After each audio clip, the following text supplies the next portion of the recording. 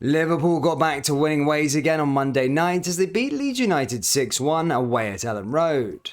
In today's video, we'll discuss 5 major talking points from the game, while also going over all the latest Liverpool news from the last 24 hours. There is so much to cover in today's video.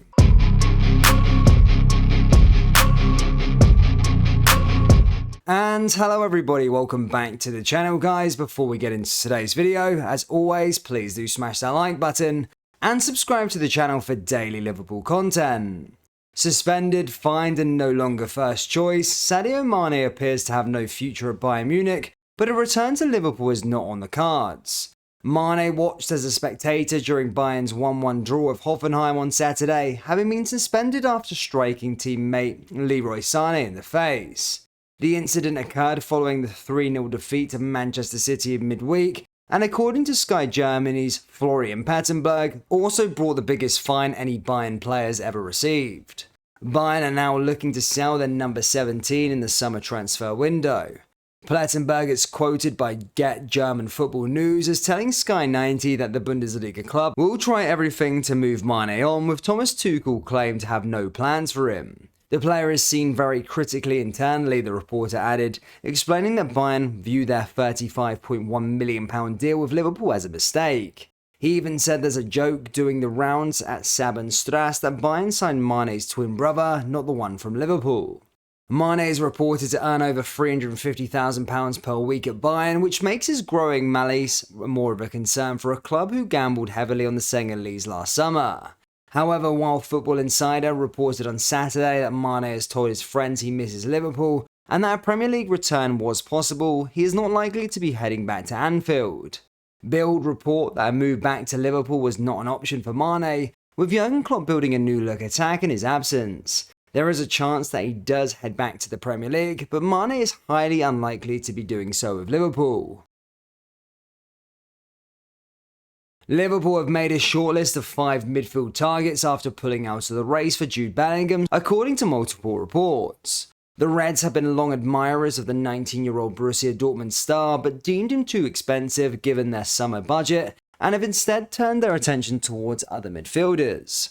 It is understood that Mason Mount, Conor Gallagher, João Paulina, Ryan Gravenberch and Alexis McAllister are the 5 names on Liverpool's shopping list this summer. Brighton star Moises Caicedo is also admired by the Reds recruitment team, but there is plenty of interest in him from the likes of Arsenal and Chelsea, and his price tag is set to be huge after the Seagulls rejected a £70 million bid for him in January. McAllister has emerged as Liverpool's new first-choice target following the Bellingham dropout, with a Merseyside club viewing him as a slightly cheaper option. McAllister, who is 24, has scored 10 goals for Brighton this season across all competitions. Liverpool also set to raid Chelsea for Mount, with his contract negotiations stalling at Stamford Bridge, with just 1 year remaining on his deal. Gallagher would also join Mount in swapping London for Liverpool, while Fulham star Paulinho offers a more defensive option for Jurgen Klopp and the Liverpool recruitment team. Another name that has emerged as a potential candidate is Barella, who has scored 5 and assisted 7 for Inter Milan this season. Liverpool scouts have thoroughly watched the 26-year-old Italian, and it is understood that he'll push for a move away from the club if Inter does not qualify for the Champions League this season. Liverpool produced their best away showing of the calendar year to spank Leeds 6-1, with Diogo Jota finally back on the scoresheet. In this part of the video, we'll discuss the 5 major talking points from the clash. Diaz back, but why no Darwin? Finally back in the matchday squad was our best outfield performer by a distance in the early part of the season, Luis Diaz. The Colombian has been a huge miss. He simply works relentlessly, is powerful and absolutely rapid, all massive factors the Reds have been dismal without having enough of his term.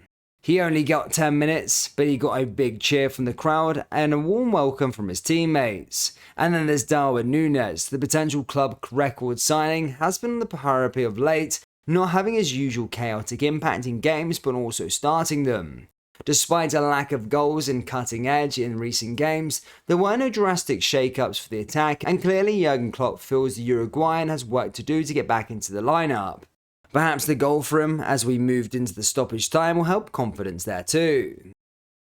The curious case of Jota. Half an hour into the match, there is definitely a question to be asked: should Diogo Jota be on the pitch? The Portuguese forward was out with a long-term injury which affects speeds of movement, and quite frankly, he hasn't been up to scratch since returning. He looks ponderous and slow on the turn or the deep breath sprint, doesn't have fleet of movement about him, and from a technical perspective is all over the place. Misplaced passes, running into players, and inability to take on his markers are no threat on goal at all. Jota is miles removed from his old predatory self, let alone one who could contribute significantly in an underperforming team. And then he steps up to provide a crucial second goal and provides the third and fifth himself. Jota covered a good bit of ground after winning back possession, although the pass was poorly placed and weighted. Starler's sharpness made it an assist, spinning and firing in first time. There was nothing misplaced or bad about his finish though, with a run through and first time strike, ending a drought of more than a year without a goal. Hopefully this can be a springboard for better, more consistency. Diaz's return will put pressure on after a couple of runouts, but he certainly seems to be a Klopp favourite. A win away from home. Incredible, Liverpool picked up 3 points in the Premier League, which didn't come at Anfield. This was the first time since mid-February that we've managed it, removing games in the FA Cup, or those where the opposition's goalkeeper was sent off in the opening 25 minutes. It's our first proper away win since Boxing Day. Since that Aston Villa game, it's 5 defeats, 2 draws and a single win at Newcastle on the road, making this a massively welcome return to form.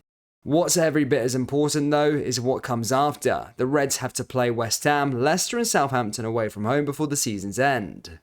They are all poor, 2 are in the bottom 3, they are all teams we'd usually wipe the floor with. That's what has to happen now we've rediscovered how to play on the front foot, score goals and Seattle win one way or another.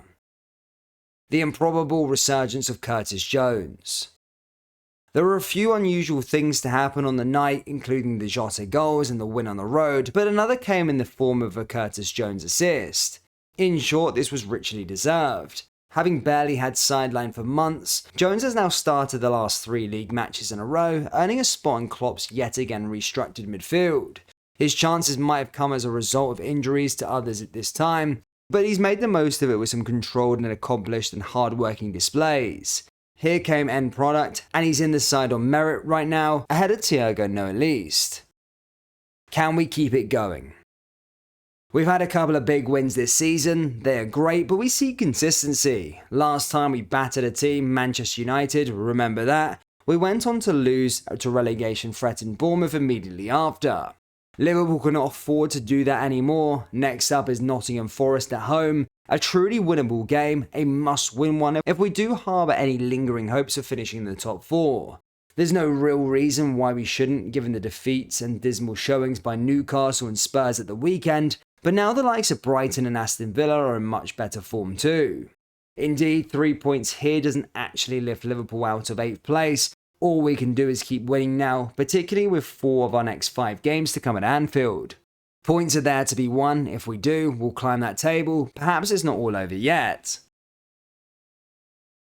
Liverpool fans, what did you make of our performance on Monday night against Leeds? And which midfielders would you like to see the club sign this summer? Let me know your 3 down there in the comment section below.